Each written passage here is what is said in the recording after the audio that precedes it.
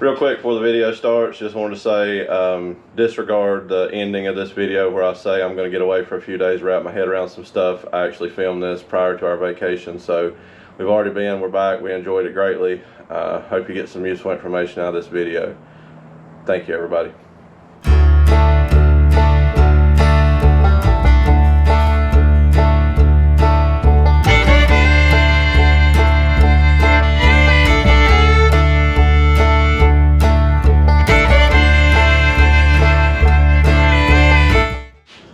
Hey everybody, welcome back to IP Farms.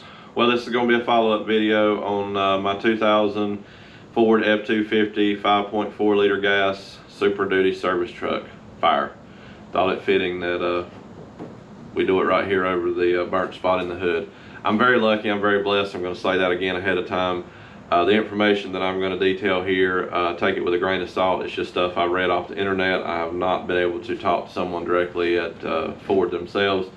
We're still in the process of that, but the way I understand it, Ford has a recall on the cruise control pressure switch that screws into the master cylinder. That is the sending unit looking thing that I showed you in the video, and the 2-wire plug that I could not figure out where it goes to.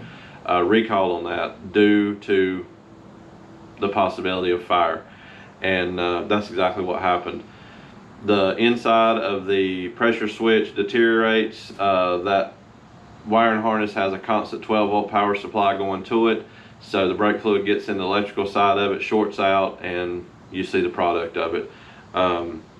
Again, I'm very lucky, very blessed that this didn't happen, here in the shop like it's sitting now, that I caught it in time.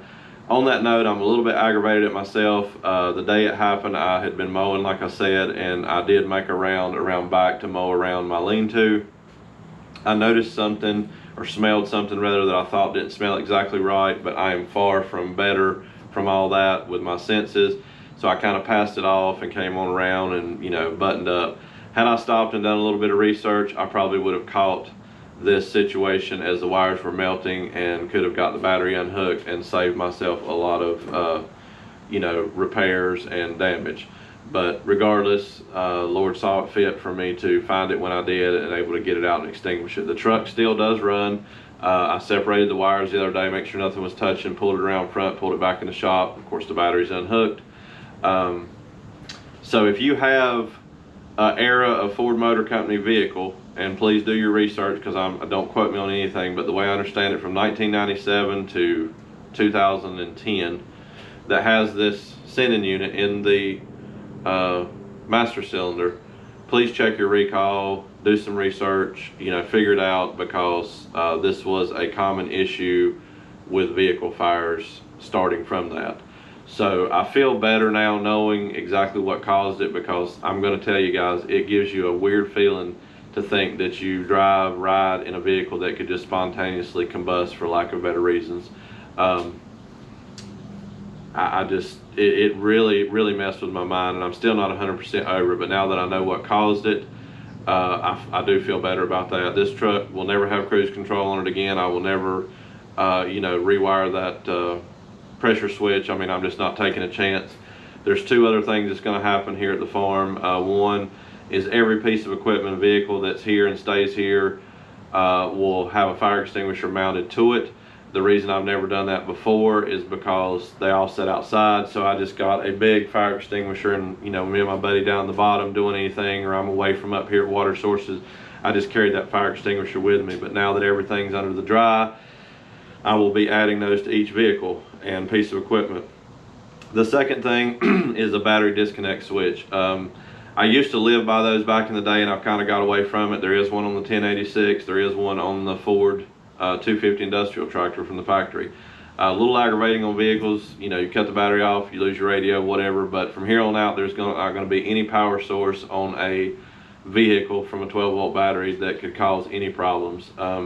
This is not necessarily farm related with, like combine fires and stuff like that, dust, debris, whatever else. That is just as easily to happen as anything else, but this is a freaky situation that you don't think about. So that's in a nutshell what happened. The cause of it, the repairs are going to be some wiring on the wiring harness, replace the inner fender, swap the hood out, change the power steering reservoir, put the carbon canister back on it, and move on down the road. My wife asked me if I was going to sell it. I said no, absolutely not. I mean, I'm not brand specific to anything. Every manufacturer has their own ups and downs and quirks, as you all know. It's just one of those things. I just wish I would have had some way to have been aware of it ahead of time. So that's the main reason for the videos on this, guys. If you have anything in that area, please do something about it. Check into it, do a little bit of research on it. I've talked to several people that do have vehicles in this area, and they had no idea about this recall, so I'm not sure how that went out or what the deal is on it. But anyway, I'm not going to babble on too much more. That's what happened. I'm just going to get away for a few days, wrap my head around everything, come back with a brand new game plan, get the truck back going, get some other things fixed up, and go from there. So if you've got any questions or concerns, please drop them down in the comments. Let me know if you've had experiences with it, know anybody that does. Again, don't quote any information here in this video as far as being factual. It's just stuff I read off the internet.